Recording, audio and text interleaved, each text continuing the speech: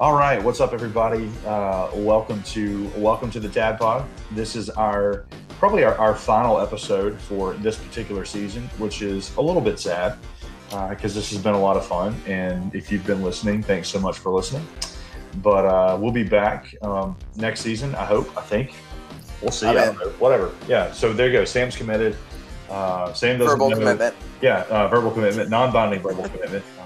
As we have just discussed off the air, Sam doesn't know where he'll be living next basketball season, nor do I. So yeah, who knows? We'll see.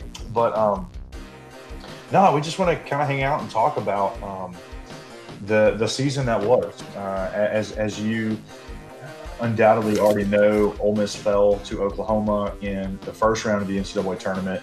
I don't even remember the score because the score doesn't matter. It wasn't even really close. It was clear. It was clear from the start that Oklahoma was more talented than Ole Miss, was more experienced on the big stage than Ole Miss, and probably had a lot more energy than Ole Miss. And I don't want to get too bogged down into that game because I think that the tendency with fans is to look and be like, oh, we got blown out in the NCAA tournament. This is terrible.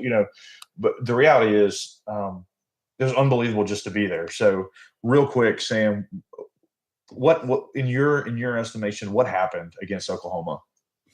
Great question. And I think, the starting point is, like you said, if at any point you told me we would make an NCAA tournament game, would have been overjoyed. So even to go and get blown out beats, settling for the NIT or something any day in my book. But, I'll be candid and say I did not get to watch as much of the game as I wanted to just because of the time that it was and I was at an event. But, man, I felt like a little bit of that same offense. Well, the same, not necessarily offensive, but funk that we seem to be in at Bama carried over.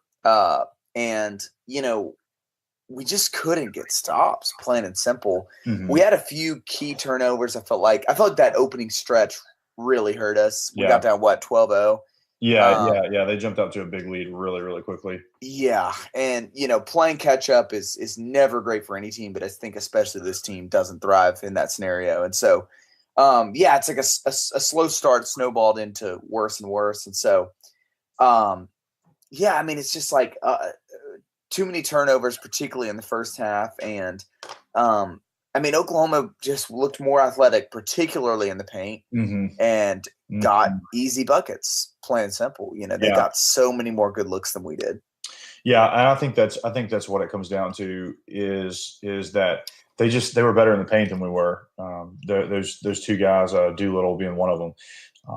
We've struggled with teams with athletic bigs, and even though their bigs were a little bit on the smaller side, they were very athletic and they were very good. And I think too, I think the big picture is that our guys ran out of gas. I think that Terrence Davis seemed like he was probably able to reach into a reserve well there that the other guys didn't have because it was his last game. It was his moment, and Terrence played really well. Terrence was maybe Terrence and Devontae were probably the bright spots of the game. I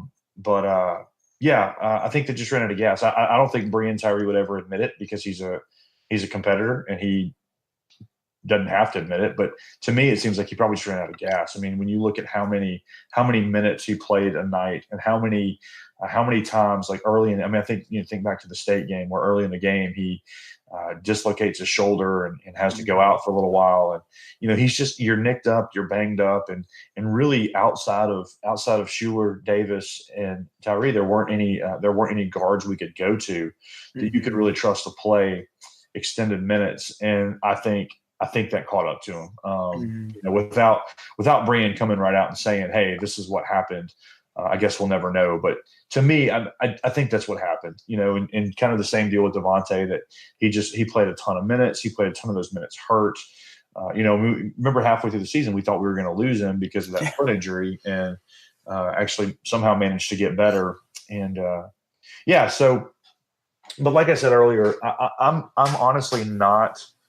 I mean, look, would you have rather looked better or even won? Yeah, absolutely. I would much rather be watching Ole Miss play, tonight against Virginia than not. But the fact that we were there, especially in a year considering just the different things that had happened last year and how frustrating that was, and firing the coach, and you've got all these moving parts about who's going to leave, who's not going to leave, and I mean, really, in the span of a very short time, Kermit Davis got those guys locked in and really really playing hard and playing together, and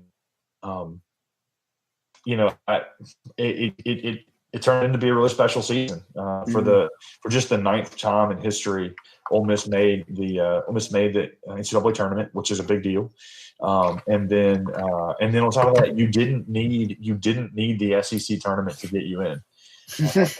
We got in as an 8 seed, and so that means that not only were we in, we were soundly in. We were on the right side of the bubble.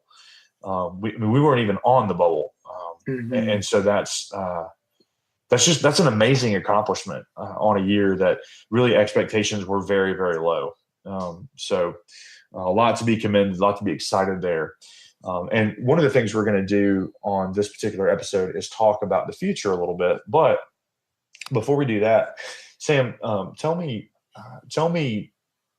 at what point this season did you start to look at our team and think, these guys might be for real? Like, this might actually be a tournament team. When was that? Good question.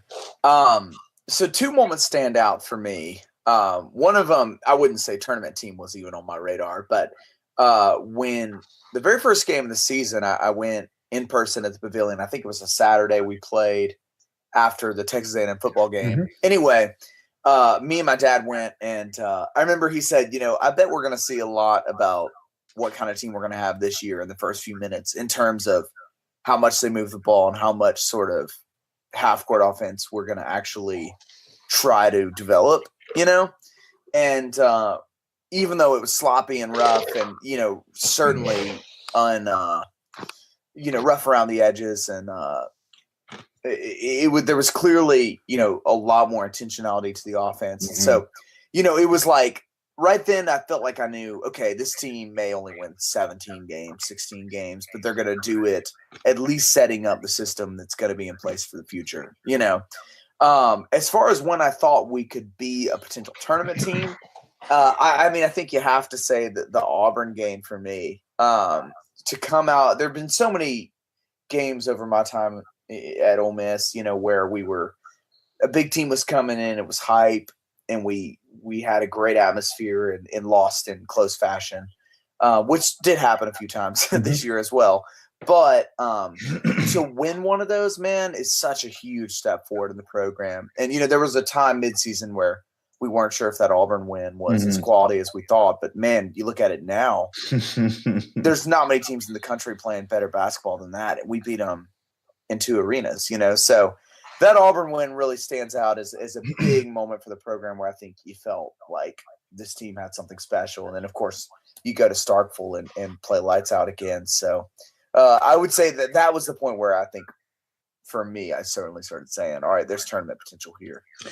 Yeah, I think I'm with you. Those are huge wins. I think for me, it got really interesting when we beat Baylor. Remember, we played Baylor on a neutral court in one of those tournament, like preseason tournament things, and just remember thinking, Baylor. It was kind of hard to tell for sure what Baylor, was going to be at that point. But it's kind of like, man, Baylor, like they're long, they're athletic, they're a really good team, and we just beat them. And it was kind of one of those things that you started to think, if we stay healthy, if we get the right bounce here or there. We'll have a chance at this, I think. And then, but then, I'm like you, beating Auburn in Oxford, because going in, you started those first 3 SEC games, and everybody was kind of like, it wouldn't be unthinkable to start this stretch 0-3. Yeah, because that was before we kind of knew that Vanderbilt was what Vanderbilt was. And by the way, Bryce Drew, I'm so sorry that you got fired. Actually, I'm not sorry at all that you got fired. I hope you never work college basketball again, and that your name is erased from basketball history forever. I'm so mad about that shot. So you know what? I hate you, Bryce Drew. I hate you, Valpo. Whatever. Anyway, because that was before we kind of knew that that Vanderbilt was going to struggle the way they did. It was before. True. Yeah, and I mean Auburn. Obviously, Auburn had all the preseason narrative and name and everything, and then obviously going to Starkville. This was supposed to be. In fact, it was. Just earlier this week, though, I was reading that State was a lock to the Sweet 16, so I can't wait to find out who they're going to be playing next weekend. Oh, my bad.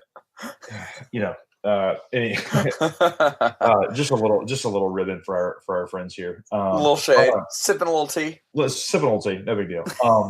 But no, man, because it was like, man, this team could be much improved, but still start 0-3, and and on top of that, you had LSU on the other end of that stretch. I mean, you kind of looked at it, it's like, man, this could get rough. Yeah. This could be a much better team from a coaching standpoint, but you beat Auburn, and it was like, man, that's a great feeling. But I'm going to go with State, the State game in Starkville, because I was there, and it was one of those things that it's easy to watch basketball or really any sport and get kind of confused at what you're watching. But I saw a team that really was not afraid of pressure at all. They weren't afraid of a packed house, yelling at them. They weren't afraid of. I mean, we lost Tyree early in that game, and they didn't respond negatively. They kept their cool. They kept their composure, and obviously Blake Henson had his game of the season there. And that was kind of when I started to realize, man, I think these guys might be for real. And that was just such an incredible memory to see happen. You get that moment where it's a nationally televised game. It's the 12:30 games. CBS, was it 12:32? I don't know, whatever time it was. Yeah, it was the CBS marquee basketball game of the day. You go to Starkville, you win. You have a freshman who shows out. You have a senior who plays really well. A lot of things kind of go well for you. You find yourself ranked in the top 25 after that, and then you're kind of the darlings of the college basketball world for a little while. Yeah, and that's something that when we had Marshall Henderson, everybody knew who we were, but we were kind of the villains of the basketball world. We were kind of the heel, to use my beloved professional wrestling terminology. We were the guys that you showed up to boo, and you needed them to be the bad guy. And so to kind of get that spotlight, even just for a week or so, to kind of be, like I said, the darlings of college basketball in that way. That was a really special moment and a big thing. I mean, I remember the Andy Katz interview after the game, talking to Blake Henson and Terrence walking off the court, saying to the camera, this is the new normal. This is what we are. This is different now, and I believe him. I think this is it. I think this is something that I don't think that this year in any way was any kind of anomaly. I think this was what we can kind of start to expect going forward. Yeah. But kind of in those same lines, are there any kind of specific memories or specific plays or anything that you kind of look at and think that I'm going to always remember that? Great question. I think the Tennessee game stands out. Even though we lost it, man, I saw a fan base that was passionate about Ole Miss basketball in a way that I haven't seen in the time that I've been in Oxford. I was talking about it with my dad. We love talking Ole Miss basketball. It's like, the opposite of love is not hate, it's indifference. And while I wouldn't personally throw anything on the court, it was a moment where you're like, man, people have bought into this, and we went toe to toe every second with one of the best teams in the country. They're Sweet 16 bound now. We did the same thing with Kentucky. Again, would have loved to have won one of those two, but I felt like those were huge steps forward. I think it was like my junior year we played Kentucky at Oxford, and it was really anticipated because of one of those weird scheduling flukes. We hadn't played them in Kentucky in Oxford in several years, and it was that same hype, and then we got just destroyed. And so to see great basketball for 40 minutes against, these iconic programs, I think is just, unfortunately, before you start beating great teams, you have to go toe to toe and barely lose. You take your lumps. Exactly. And I think seeing that was really cool. And just seeing, the pavilion kind of at its close to its full potential for a sustained period of time was cool. We've had these big games here and there, but seeing a whole season where that place was rocking, and it can still be better than it is right now is so exciting for, I think, the future of Ole Miss basketball. Yeah, I'm with you totally there. I mean, I think that was one of the most impressive things was to see how many sellouts happened, and how many times that, I mean, the place was just, I mean, you could tell on TV. I mean, it was electric. I mean, it was rocking nonstop, and you had some kind of weird games. Like I think about that Georgia game a lot. What a weird day that was. I think with kind of all the bad weather that was in town, and then the different goings on of what was happening on campus as there were those protests and things. It just was kind of a weird day. But we went to the Iowa State game, and that game started at 11 o'clock in the morning, and it was rocking. I mean, it was rocking hard.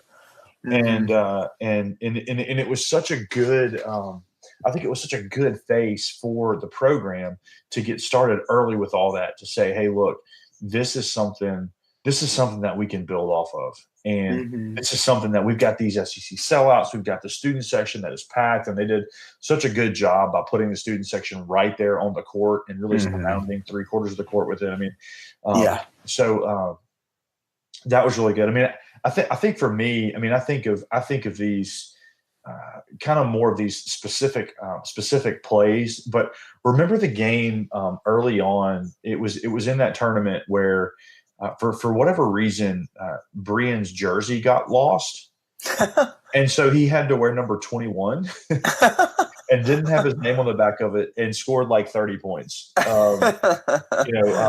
But I think one of the things for me that's going to be a lasting memory is all the dunks, man. It seems like I don't know, like it just seems like when you think about this year, like there were so many like just absolutely momentum building rim rock. I mean, you got Terrence against Auburn early on where he throws down that dunk, he gets fouled, and then he just kind of casually like adjusts his headband and then goes and shoots his free throws. Like, man, that's incredible. And then you've got there were a couple of alley-oops even to like Dom that we were like, oh my gosh, like what just happened? And then Brian had a couple, Terrence's against Tennessee. Terrence's against Missouri. Holy cow, Devontae's against Missouri. I mean, I think for me, that's probably the Devontae Shuler against Missouri is probably going to be the thing that stands with me as much as I love Terrence Davis, and as much as I think that this is Brian Tyree's team now. That moment where Shuler very clearly said, "We are not losing this game," and then he dunked on someone from the free throw line. And you look at him and you're like, you know what? Like Brian's this kind of emotional up and down player. Terrence has got this just freakish athleticism, and Devontae's just kind of laid back. He's kind of calm, quiet. He's the kind of guy that. He's there, and then you look up, and all of a sudden, no, he's got 15 points. He's having a great game. And then he does that, and it's just like, oh my gosh, that is incredible. And so that moment, again, I mean, I think just everything surrounding beating State in Starkville. I mean, obviously they came back and they beat us in Oxford, and both games were great games. I think both games were decided by 6 points or less, which is pretty incredible. It's pretty incredible for the state of Mississippi as far as basketball is concerned in general, because absolutely 2 tournament teams. Yeah, you've got both programs playing at a high level right now, and that's I mean, rivalry stuff aside, I think that's a great thing, and it's a great thing absolutely for the SEC. It's a great thing for the state of Mississippi, but to go and to see the way they played in such a hostile environment and to get a big win like that. I mean, again, you saw the unbelievable amount of grit that Brian Tyree has to kind of fight through that injury. You saw the kind of player that you saw the kind of player that Blake Henson can be, both from an offensive standpoint and also being a little bit like Draymond Green and like starting fight standpoint, which every team needs that. Every team needs that. Bruce played well. And then I think also just those little moments that you kind of looked up and you're like, man, that was a great play that somebody just made, and you realize, oh, that was Buffin, Kenyon Joseph, as we so lovingly call him here. There were just so many little cracks of something that you could kind of see shining just under the surface a little bit, and glimpses of what things can happen in the future. So it was exciting, I think, from top to bottom. But I think just a lot of those moments were special. A lot of those moments we're going to be able to look back and say, hey, this was kind of the thing that laid the foundation for what Kermit Davis can really do here at absolutely. And again, those packed arenas, the pavilion just packed and rocking, like that goes a long way, because that was always one of the things that Coach Kennedy said, and a former, I'm not going to name drop him on a podcast, even if only 2 people listen to this, but a former Ole Miss player turned assistant coach, who is no longer with the program, who is also my age. You can put all that together. But he told me straight up, he was like, look, when we have recruits come in, we can't take them into the tad pad. We can't show them that. We can't, you can't take them in on a game because there's not going to be anybody there. You can't take them in the middle of the day because, the roof might be leaking. I don't know. Yeah. Now they're trying so hard to get guys in there just to see the place, just to, because you walk in there, even like, we go in there a lot. Like if we go to a football game, we'll go in there before we go into the stadium to kind of cool off, get something to drink, hang out, maybe get some canes, whatever. And you just walk in and it's an overwhelming place. I mean, it's just an unbelievable arena. And when you throw in, 8,500 people who are all going nuts, I mean, that's a special thing. And I think it's only going to get better. So yeah. I absolutely agree, man. I think in the next few years, I think the Tap Pack can become one of the most sort of feared venues in the SEC. If it's not, did I just call it the Tap Pad? You did. You did. The pavilion can become one of the most, I think, intimidating venues, even if it's not the biggest in size.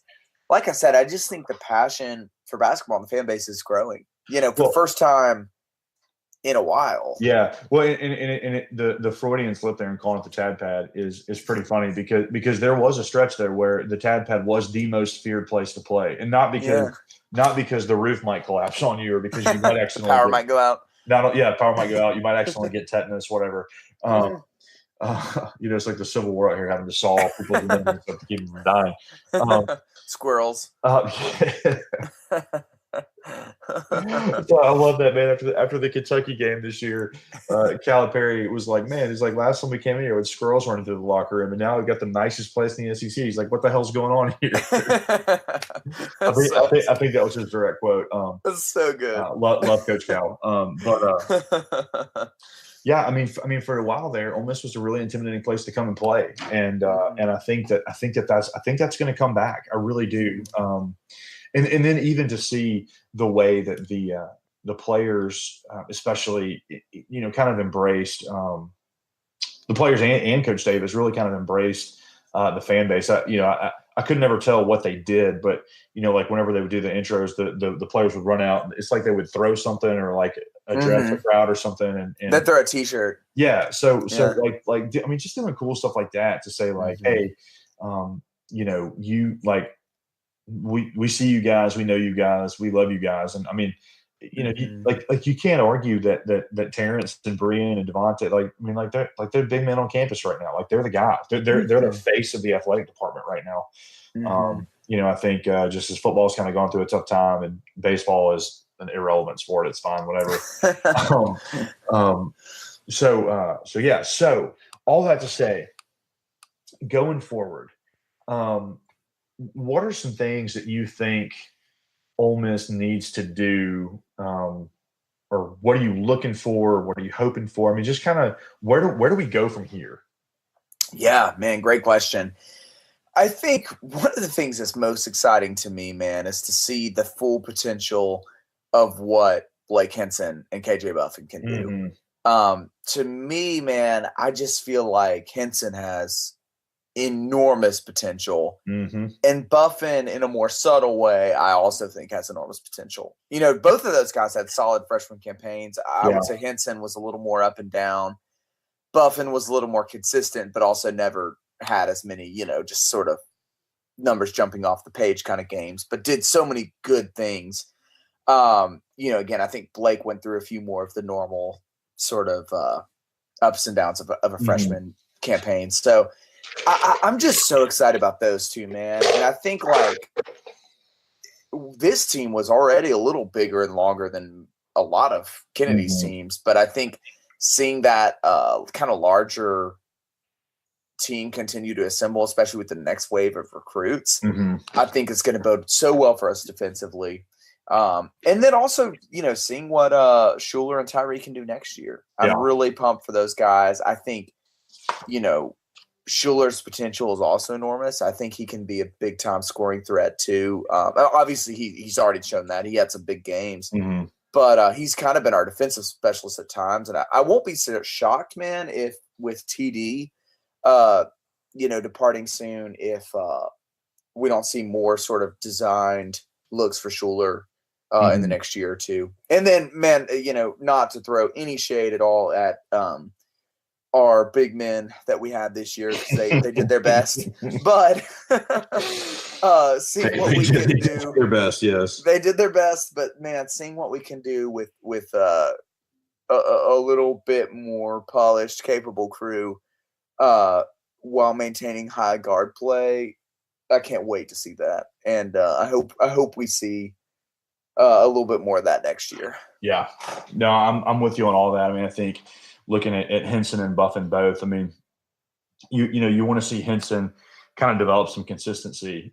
He had that game against State where he went for 26. I think he hit like a million threes. I don't remember how many it was. It seemed like every time you looked up, Henson was popping another three, and you're like, I didn't even know that guy could shoot. What's going on?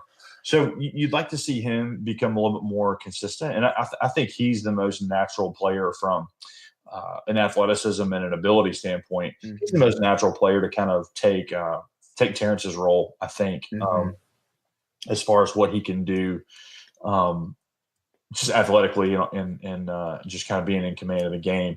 KJ's game, like I love KJ's game because it's so dirty. And what I mean by that is he thrives on garbage. Like he's getting two hands on rebounds. He's getting those putbacks. He's getting a lot of that stuff that you just kind of don't even really think about. He's kind of getting your 50-50 balls and those kinds of things. And, you know, garbage play travels. You know, you might be playing in a different gym and the rims are weird or the crowd's getting to your head or whatever if you're a shooter. But if you're a guy that just goes and gets boards and putbacks and stuff, you can do that anywhere. I mean, you can do that on any goal, any gym, whatever. And all it is about your effort. And so I look forward to seeing really two things from KJ. One to see him kind of get his weight up because he's a little bit scrawny. A little bit scrawny this year. And, you know, when you're going down and you're trying to guard some of these SEC big men who are 235, 245 pounds, and you're, you know, 220 maybe, you know, you can kind of get lost in that fray a little bit. And I think of Murphy Holloway. I mean, Murphy's body changed over the course of 4 years. That he kind of could still. He's as a freshman he could do all the things he could do as a senior, but he was doing it at about 235 pounds as a senior, and maybe 185 as a freshman to be generous with him. And little known story that I have not told often, but we actually when Murphy came on his recruiting visit as a senior, he came over and talked to us after the game, and we just kind of hung out with him and we're like, "What's up, dude? This is incredible!" And we took a picture. We got a picture with him somewhere. I'll see if I can dig that up. But So I'm a big part of the reason that Murphy Holloway came to Ole Miss. But let's go. I mean, I think KJ's game is so similar to what Murphy did, except that KJ has. I know he didn't show it much this year, but KJ's got an outside shot, and if he can pop that mid-range jumper, if he can kind of A, put on that weight we're talking about, and B, develop a little bit more of that consistency, not consistency, just confidence in shooting the ball. That even if you miss the shot, you've got to make them respect you, so that you can really kind of get to the basket and you can get in and dish, or you can get in and dunk, or kind of do whatever it is you need to do. So yeah, that's big. That's big going forward. And same thing. I mean, there's nothing you can say about Brian Tyree. I mean, that dude was awesome. He grew up so much, and I can't wait to see what he does next year. But Devontae, man, as another year of being a point guard and kind of just growing more and more in command of the team. I'm really looking forward to seeing what he does. I don't know. I don't know if you've seen this or not, but Devontae Shuler, and two guys that you might have heard of by the name of Zion Williamson and John Morant. Two of the top 3 picks in the NBA draft this year, which John Morant, unbelievable. I got to sit down and watch him for the first time in the tournament. And even though they didn't play well against their team didn't play well against Florida State. I mean, that guy's incredible. And I am putting this out there into the internet world.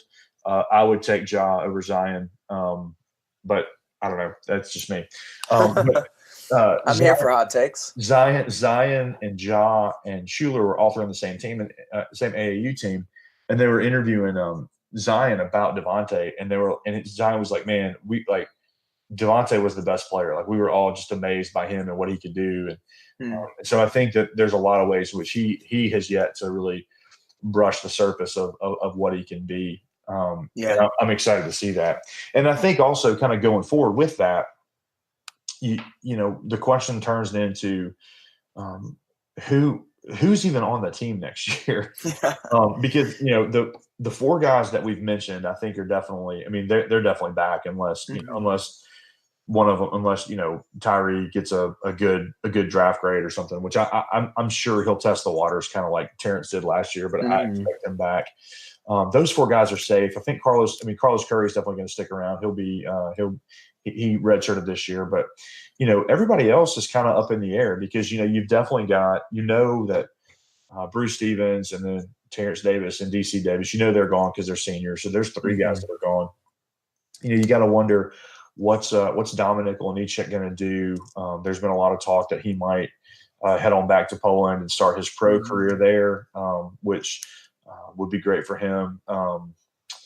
And then you've got the 2 junior college guys. You got Brian Halems and Zach Naylor, who really outside of that one game against Auburn didn't really have much of a role on the team.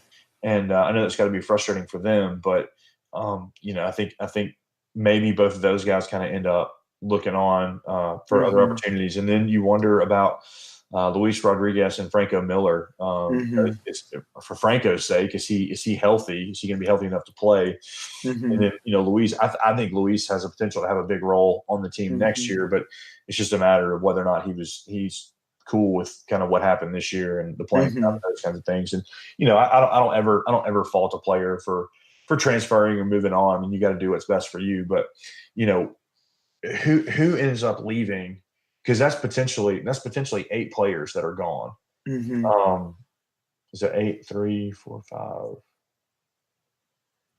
Yeah, that's 8. That's 8 guys. You've signed 4, and I think they would definitely like to.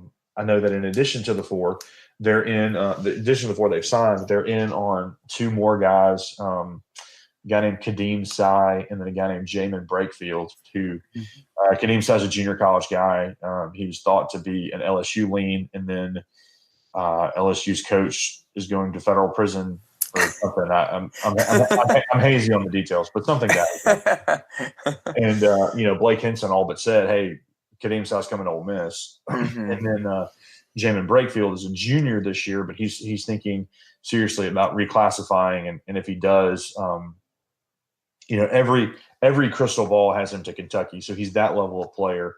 Mm-hmm. But he's thinking about reclassifying, and from what it sounds like, and I'm not any kind of recruiting insider. I just listen to podcasts and read as much as I can. It sounds like if he does end up reclassifying, Ole Miss is a very real destination. And we did just kind of go through this whole song and dance with DJ Jeffries, so better than to kind of get your hopes up for recruits for Ole Miss basketball, but it looks good for all those situations. And then I think on top of all that, they're going to look at a graduate transfer or two, because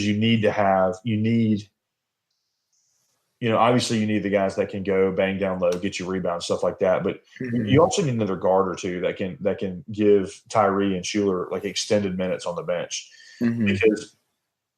because I can totally see a scenario where next season their minutes are cut some, and maybe their statistical production dips, but they become better players because they're not gassed. They're not they're not having to if something like Tyree's shoulder happens where he gets hurt like that, where he can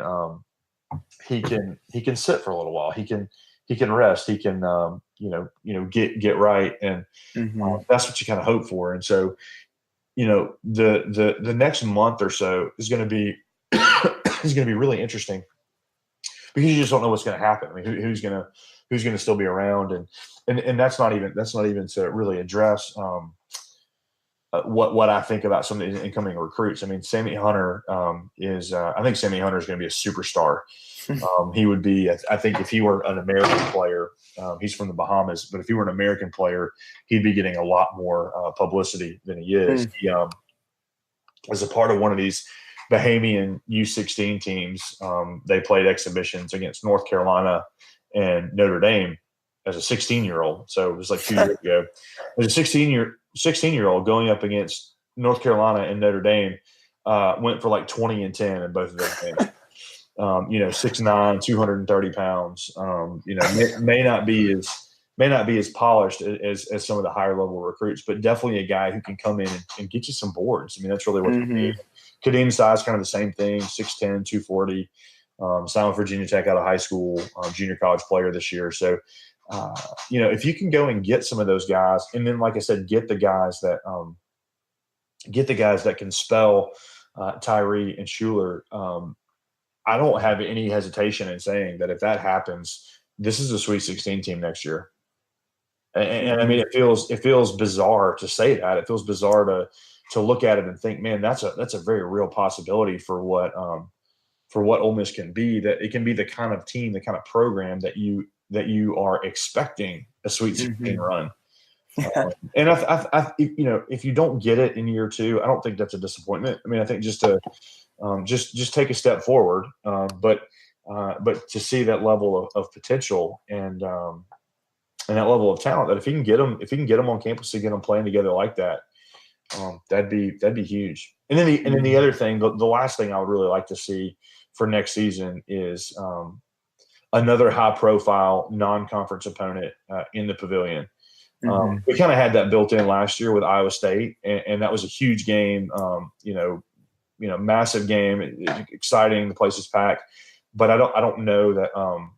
I'm actually not sure, based on where we finished this year, if we'll even be a part of the SEC Big 12 Challenge, because the way that they set it up and pair the teams up. I'm not sure. Interesting. It has to do with like where you finish in the league, and I think the combination of they average it up over a 2-year period, and so I think finishing last year may knock us out of it this year, but we'll be certainly back into it by then. But you've got Butler coming to the Pavilion early on, which is going to be exciting. It's going to be a big deal. But maybe if you could find a way to add one more big time thing like that, because to get one of those sellouts maybe early in the season, if you're coming to see, I don't know, whoever it might be. I mean, maybe it's a name, mid-major. Maybe it's a Big 10, Big 12 teams, something like that. I don't know, but that would be a fun thing to see happen. But really, it's going to be all eyes on that April recruiting period, April signing period, because if you can land one or two of those players, then you completely change the profile of the program. And I think as Kermit is developing talent, he's going to be developing talent that's 10 steps above what he was doing. And he routinely was beating SEC teams with Sun Belt talent. So if he gets SEC talent, I mean, look out, man. Yeah. And man, I think what you said about the potential depth is so huge, because we were rotating 4 players really at the guard spots. Every once in a while, Rodriguez or Naylor or Halems would come in for like a 2-minute stretch.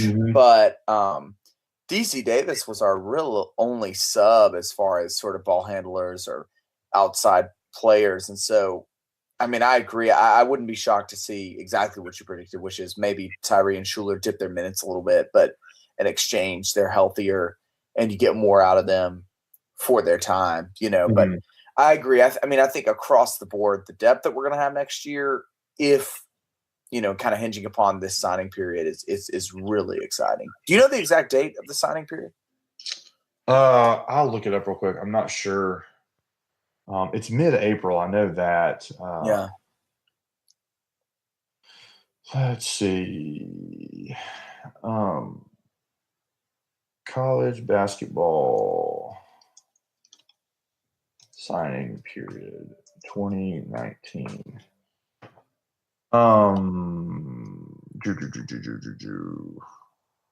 It's so weird. I don't even understand why they have all these rules for it. April 17th. Okay. April 17th is when that opens. That's going to be very, very telling. I think as to what direction the program's going to be headed, and go get some depth and go get some dudes that can rebound, and you're going to be in great shape for next season. How many roster spots does Ole Miss have to give out in terms of scholarships? Is it like 13? Yeah, it's 13. 13 is the max that you can have, and like I said, we could be signing as many as 8. Wow. Yeah. So to speculate, do you think we'll see Halems and Naylor next year? I mean, as we've talked about before, JUCO guys aren't usually recruited to sit. As far as whether or not we'll see Naylor or Halem next year, that depends on if you're watching the team that they transfer to. Because I don't think so. I think they and look, I'm not gonna. I don't want to disparage players. Like, that's not what I want to do. But of course, I don't know that Kermit Davis would have recruited them had he been there. They had already signed, and when you've already signed, already committed, it's kind of the right thing to do as the coach to honor guys signings or commitments. If when you come in, and because remember we had Naylor and Halems, and then we had a kid named we had a kid named Sorrell Smith, and then a kid named Anthony Higgins, I think was his name. And, they gave all 4 of the guys the option. They said, look, you can come, you can go, it's up to you. And, Naylor and Halems obviously stay. I mean, Halems is a Mississippi kid, so, he was going to stick around. And, they kind of mutually decided with Anthony Higgins that he was going to not sign with Ole Miss. And then, Sorrell Smith ended up signing with Maryland. Didn't play a lot this year, but I do expect his name to be a name that we hear kind of on the national scene going forward. He's a just electric scorer kind of player. So we'll see. But I mean, I just, I don't know. I just don't see them having much of a role. And it's not their fault. I mean, it's not anything wrong that they did. I just think it might be a better fit somewhere else. So we'll see. Good stuff. Well, I think that about does it. This has been fun to kind of get on here and talk a little basketball each Sunday night, and hope that you have enjoyed this season of listening to it, if you've been listening to it. And we will may jump on here after signing day and kind of talk a little bit more, or at some point we may talk once or twice in the off season. We'll see. I'm down. But then definitely as we get closer to the season next year, we'll be back. Welcoming you back to Welcome to the Tad Pod, and talking Rebel basketball. So long. Awesome.